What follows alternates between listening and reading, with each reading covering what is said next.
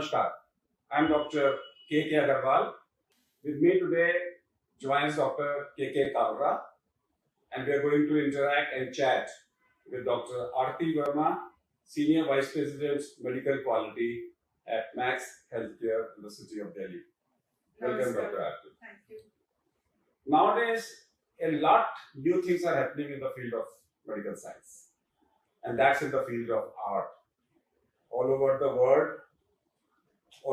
world, people are talking about teaching the science of art to medical students. They are exploring paintings, sculptures, humanity, communications. Now, what is a patient-doctor relationship? Patient-doctor relationship is nothing but a communication. A patient may communicate by his thoughts, he may communicate by his actions. We know that if you read hypnotic science, you know that when you do visualization meditation and patient starts drawing something, and that may ultimately come out to be the state of mind of a patient. Nowadays we're talking about when you read a poetry and a painter who has painted, and you can come out the state of mind of the painter, the state of the mind of the patient. Therefore, when we come back to communication, whether it is verbal communication, non-verbal communication, it is very important for doctors to be a good actor. Every doctor has to be an actor. Remember, doctor has to follow the principles of Krishna and not Rama.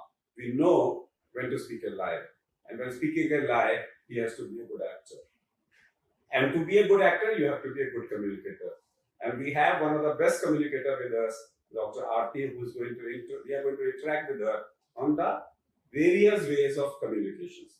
Aarti, how important is communication in today's world where we are seeing violence all over, where we are seeing disputes of patient-doctor relationships?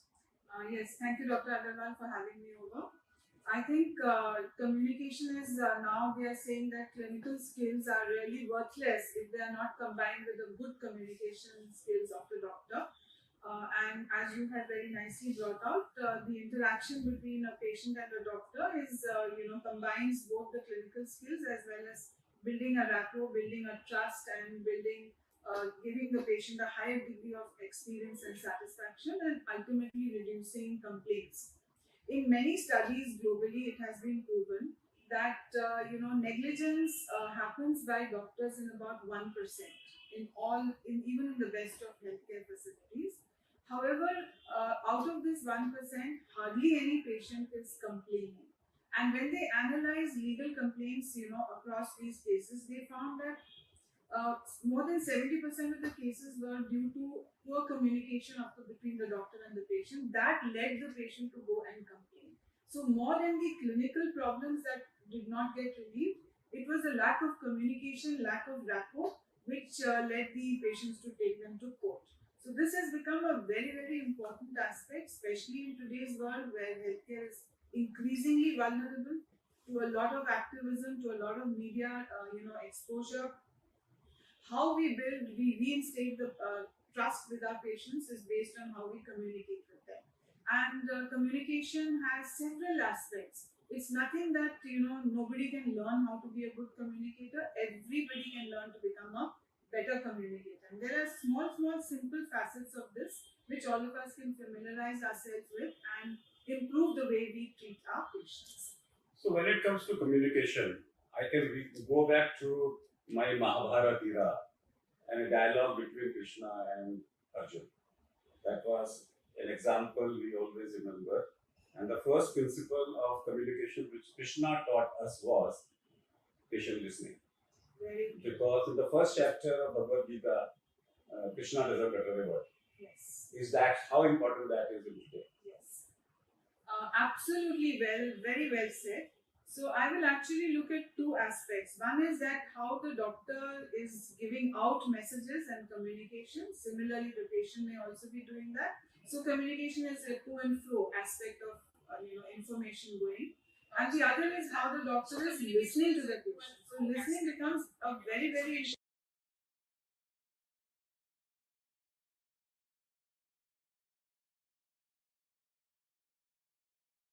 important aspect of communication.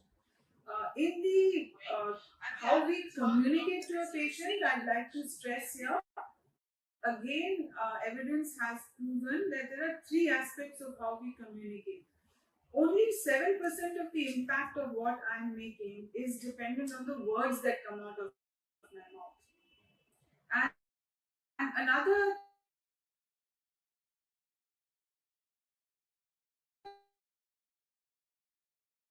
uh, about 30 odd percent of the impact comes in the way I speak those words. So, for instance, if I were to say good afternoon, Dr. Agarwal, to you, I'm saying good afternoon. The words are good afternoon. But the tenor with which I'm saying it, if my mood is upset, if I'm impatient, I can just say good afternoon, Dr. Agarwal. Or if I'm angry from inside, there's a non-verbal way of the tone in which I'm saying it, which has a bigger impact on the person who's receiving this communication. And most important, more than this, is about 60% of our communication is the impact comes out of our non-verbal behavior. So my facial expression, the gestures I'm using with my hands, whether I'm making proper eye contact, whether my facial expression is grim or smiling or empathetic, all these actually make more of an impact on the patient than just the words that we take out. The second aspect was listening. Do we have good listening skills?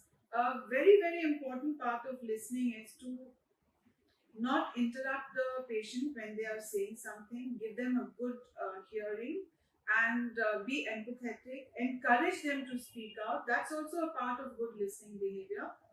We find again that a lot of us, because we are more paternalistic and more the knowledge experts, we tend to presume we know what the patient is trying to explain to us and don't give them a thought.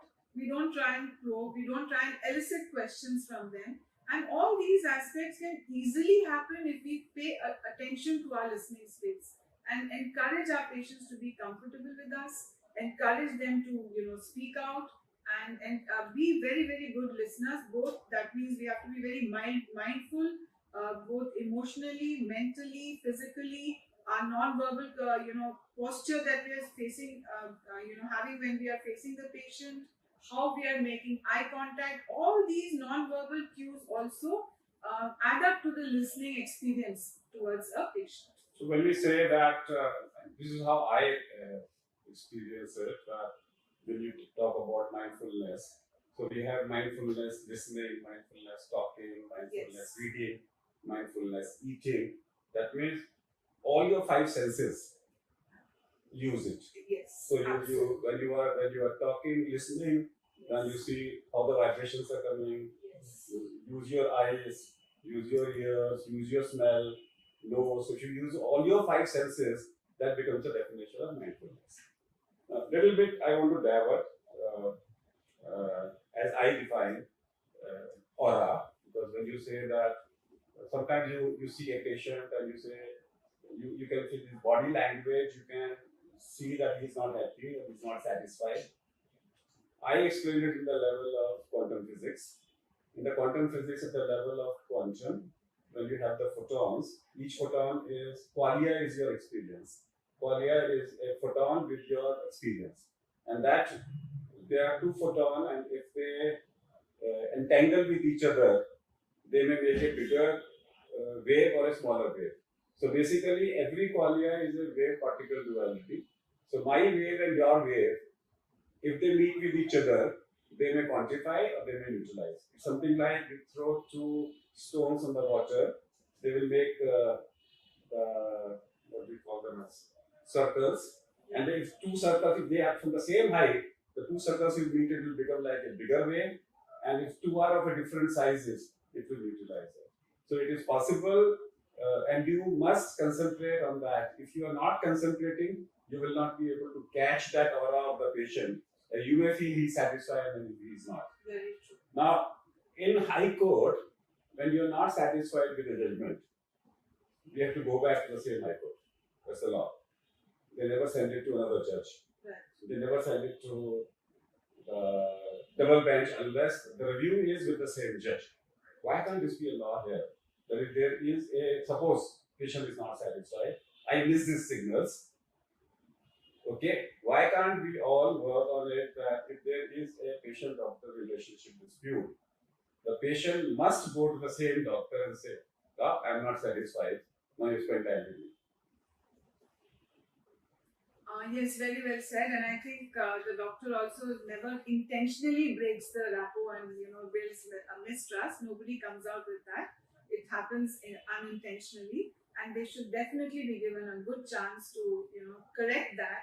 I think as the culture evolves and we have more trust and more transparency and dialogue, open dialogue between the patient, their family, and the doctors, we will have more such opportunities to revert back. So we have around 20 minutes with us because today's webcast is going to be only 30 minutes. Let's have few tips one by one. And that's three of us, we are sitting here. Let each one of us giving tips how to communicate. And this will also be useful for youngsters. And communication is not only for the patient, but also how to communicate with the people. Let's have some tips. After everything we discuss. All right, sure. So, I think we should have some. The first tip you have given already. The first tip you have given is always smile. Yeah, always smile. That is the first tip. The first tip came is that we say service, SERVE, and S for service, E for excellent, R for responsible, SERV for value, and E for enthusiasm. That enthusiasm should be shown in your face. And Aarti, I'll tell you, I lost one business of once and worth so much. A person came to sign a deal with me from Bombay, and he was so enthusiastic. He was so excited. He was calling away, "I'm coming, doc. I'm coming, doc. I'm coming, doc." He came and he shook hand with me, and he went away. Oh gosh, why did that happen? He says, "आपने जो मेरे से हाथ मिलाया, it was not warm." He says, "The way I am excited, you are not," and I lost the deal. This is such a wonderful example of non-verbal communication, because the way we communicate through our eyes, through our facial expressions, actually sends a very good message and about what's going on in one's internal mind. And I think when you meet a patient, every time you meet a patient, it will really, the introduction part is the most important. So how you greet a person, how you make facial contact, how you make eye contact, how you have a pleasant smile on your face, and a welcoming body language will really immediately establish a good rapport with the patient. After that, it will become much easier. So the most important part is the first 5 seconds that you're going to meet a patient when they come to see you. Is the most important. When Rishi Munis, people used to go to Rishi Munis, they used to be very smart. They used to do their homework. So there was some technology available, whether internal or external. Internal means a D, and external means some IT technology or a quantum technology. That the time you reach, they knew everything about you, which is now possible by a Google goggles.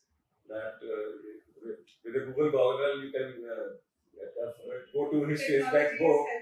Is helping us. How important it is to communicate with the patient with his name. So you are going to the patient's bed, you are going to talk to the patient. How important it is? Very, very important. It's an excellent point you brought out. The name actually gives an identity to the human being, and you have a lot of feeling of respect when somebody calls you by your name rather than just saying this patient or that bed number.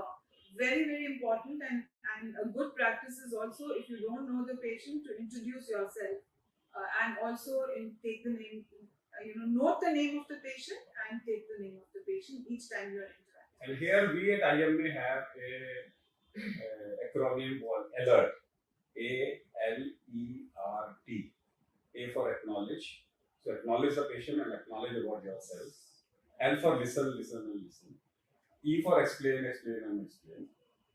R for review, have you understood? Yes. So no samjho jano karo. Yes. You're asking what have you understood? Yes. And T for thank you. Yes. It is not the duty of the patient to thank you. It is equally your responsibility also to tell him thanks for giving me the opportunity to treat you. Yes. I have seen in my experience, working with some very, very famous and highly skilled doctors who also had patients literally treating them like God.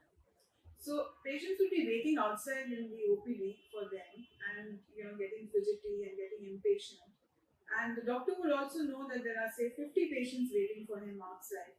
But when the patient enters his chamber, that time and that space is as though he has nothing else more important in his life than listening to that patient and caring for them. So that behavior is, then the patient forgets the waiting, forgets, even if the doctor has to take a flight or rush to the OT within 15 minutes, the impatience is never evident on the patient. And I've seen that is one of the critical success factors of very famous doctors. So one doctor taught me this lesson, and the lesson was that he was a resident was seeing the patient and he was yawning. And the patient asked him that why are you yawning? So he says the whole night I was working. That's not my business. I am giving you 100% fees. You have to give me 100% of your time. So if you were busy last night, some other doctor should have been there. So patient also expects 100% of us. Our time. Yes, absolutely. So even if it is a 10-minute consult, that time is very precious, and that interaction that the doctor has with the patient and their family should be very sacrosanct. There should be no impatience or hurry being displayed at that time. Any other tip? Dr. Kalra would like to say something? One of the common complaint of patient is doctor has not shown, or the healthcare staff who are providing service, they are not shown concern for our patient. So to regain this relationship between patient and doctor, be very much compassionate, provide service with empathy, and every patient wants to be treated in a personalized way and treat with empathy. I have one other, slightly related comment. I think we need to also display a lot of respect for each other in front of our patients. And it's very important that if you're seeing a prescription written by a colleague or a doctor whom you don't know, we should never criticize that in front of the patient. Many complaints have been triggered, or many patients have turned against their treating doctor or the person who has referred the case because another colleague, another doctor has said, oh, what has he written? This medicine is not the correct one, or this test should not have been done, or you should have done another test. So we must demonstrate respect for our colleagues in front of the patient, even if we don't agree with what they have written.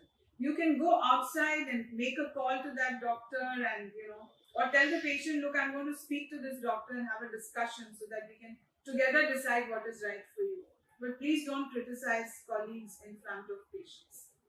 Any other tip? Yeah, another point, especially when we prognosticate a patient, serious patient, I think we must train our young doctors how to explain prognosis.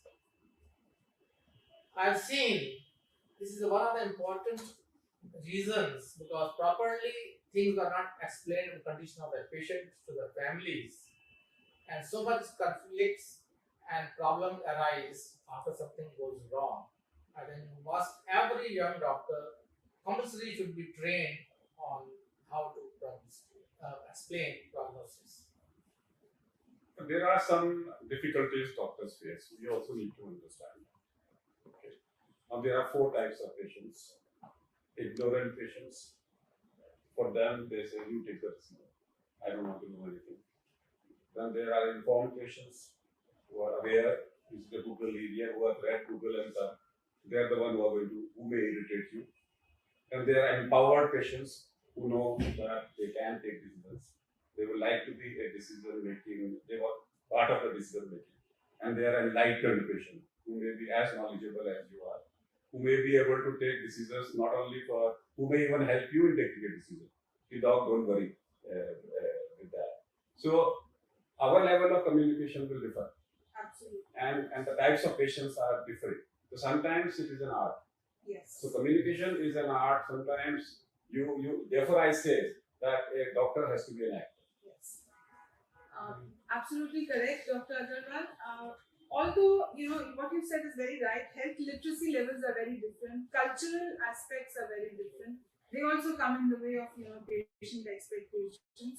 However, what is common to all across education, across culture, is the fact that when a person is having pain, or when the patient is having, a person is having a disease, they do have an overwhelming emotion of fear and anxiety. And I think it's for us to be very sensitive to what's going on in the emotional aspects of that patient who's come to you, and to be able to deal with it in a very empathetic manner. That's a very important aspect. We have also seen cases where patients have had very serious complications, and even errors happening, but because the doctor was caring and sensitive and had a good, trustworthy relationship, the patients swore by their doctors and believed in them and did not get upset with them.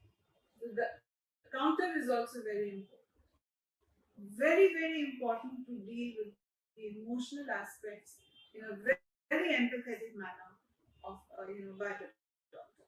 So one thing which was not taught to us was religion. Yes. And we are supposed to, when you go to MCI, I think you are not supposed to, religion, caste, race, you have to respect. So for example, a Christian may come back and say, pray with me. Okay. I'm not aware because as a Hindu, we never pray with our patients. We may pray for the patients, but not with them. And even an Islam person may say, whatever is happening, he says, you go and time for my prayer. And sometimes we don't know this religious thing which was not taught to us. How important now is to talk about cultures, religions, race, to every doctor so that their communication is about it. Very, very important for us to understand some of the religious beliefs and cultural beliefs that people have. So, for instance, something like touch. In certain religions, touch is not accepted, whereas in other religions, an empathetic touch or a hug to a patient is an expression of empathy.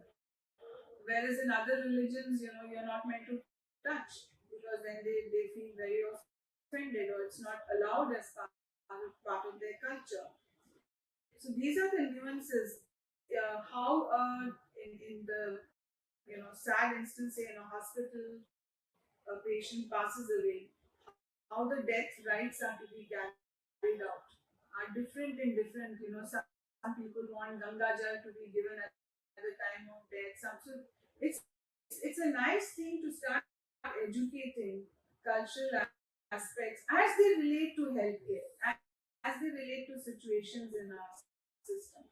We should know about Jehovah's Witness, which is coming up in a big way, where there is a sector of people who don't want blood transfusions because it's not the right thing. Come what happened? They said we'd rather die, but we will not give a blood transfusion because it's against our religion. So there are little things which impact of religion, which impact into healthcare, and we should be sensitized. When we are talking about end of life issues, so that's something which is very important for dispute, because most of the people say that the doctors or the hospital staff did not respect the dead body, the person who has died. And legally, we know it is for you that life has, you have a right to dignity. Similarly, the dead body also has the same right.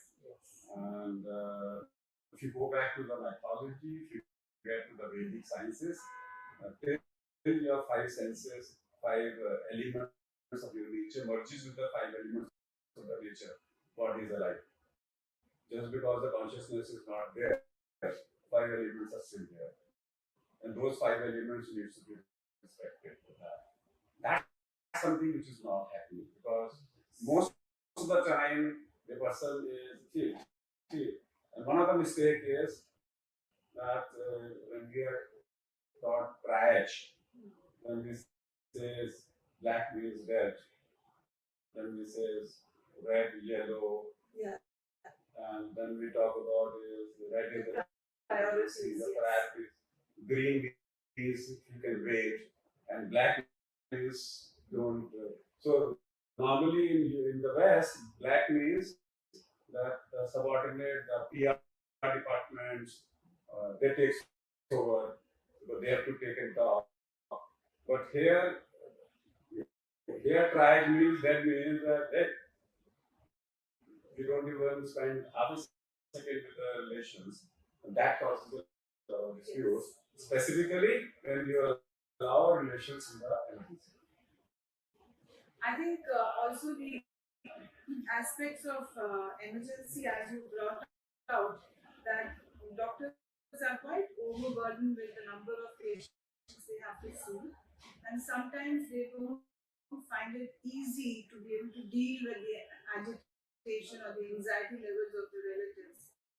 But I think there's no going away from that. We, despite our workload, if we were to show empathy in what we do and we communicate to the relatives, the level of violence will definitely come down. So And let's then we also need to learn de-escalation techniques. You know, there's a science behind it. How do you calm down a person who's agitated? So doctors in the MBBS curriculum should be taught these communication techniques of how to de-escalate, how to deal with the end-of-life care issues, how to deal with cultural aspects. These will go a long way in helping them build their practice and being very, very effective as doctors. So if I am a medical student and you are teaching me, teach me the 10 points. Let's end up with Let's that 10 summarize. points. Yes. So let's say that we summarize based on our discussions. One is the way we build a rapport with our patients and how we introduce ourselves in the beginning. They introduce by name and talk by name to the patient. So first is you talk to the patient by his or her name. Yes. Okay, name. Second part is how we must hone our listening skills. So we must be very good listeners, and Dr. Agarwal has also brought out very clearly. So listen like what Krishna did to Arjuna. Listen, and listen. Third thing is be aware of one's own non-verbal communication. How your hands are you crossing your legs and sitting, are you crossing your arms and sitting, how your eyes expression, your lips are behaving, your non-verbal communication. If you become conscious about your non-verbal communication, you will automatically start to improve it. So be aware of your non-verbal communication and focus on that when you are communicating. So be in the present, be aware of all your five senses and be aware of the five senses of the patient and make sure they are in synchrony with each other. Be very observant of your patient's emotional state in today's world. You know, while we are looking at the disease part, we also have to understand that there's a human being who's coming into your chamber or your ward. So be aware and sensitive to the emotional, mindful of the emotional state of that patient and try and manage that along with the clinical aspects of the patient. Unless you are in the present, you will not concentrate on the present. Observe,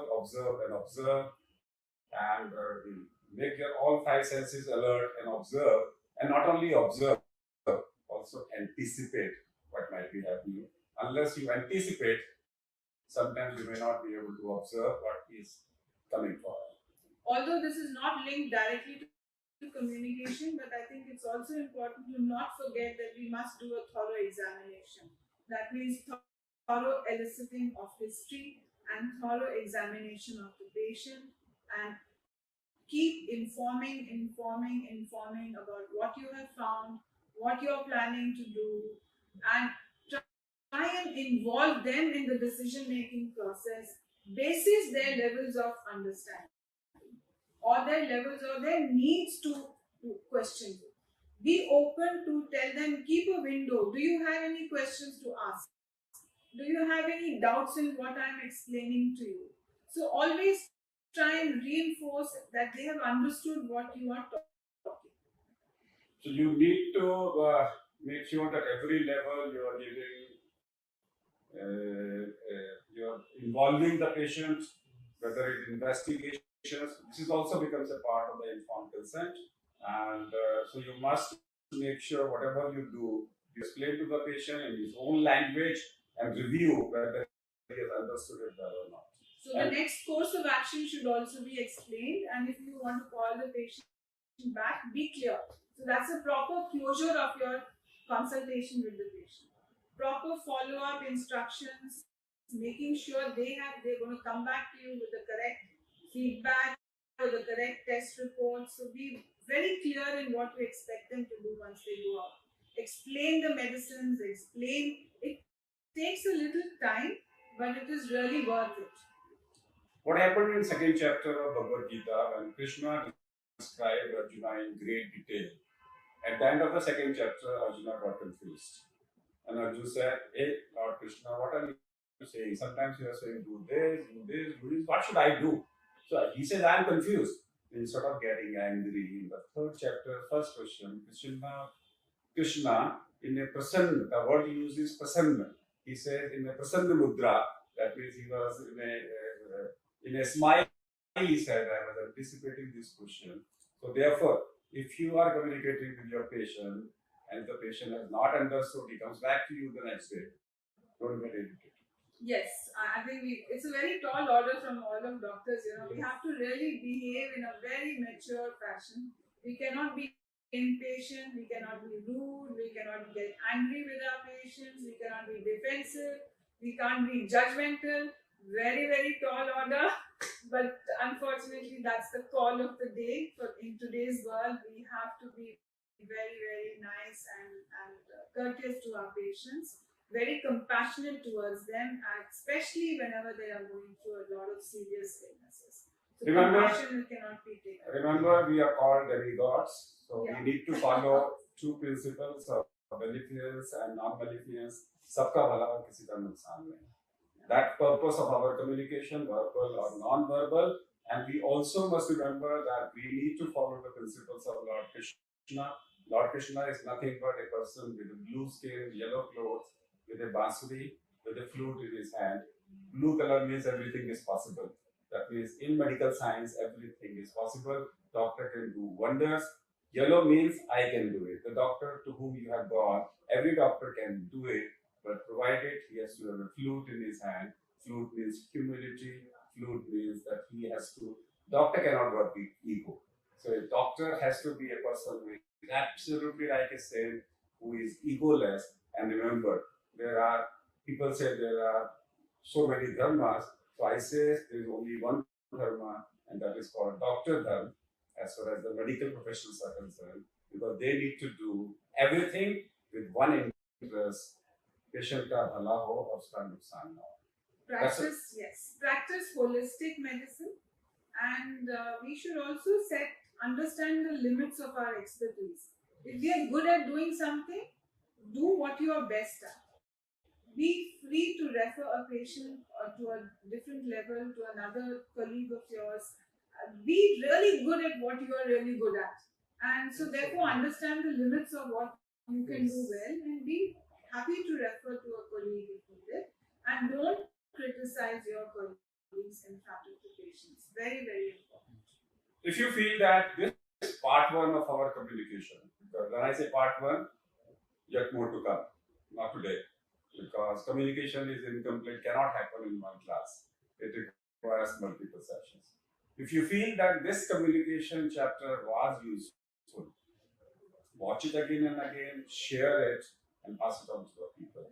That will be the best Guru Dakshina we can give to Dr. Aarti. Thank you, Aarti, to Thank be you. here with us. I hope it was useful. Yes, it was.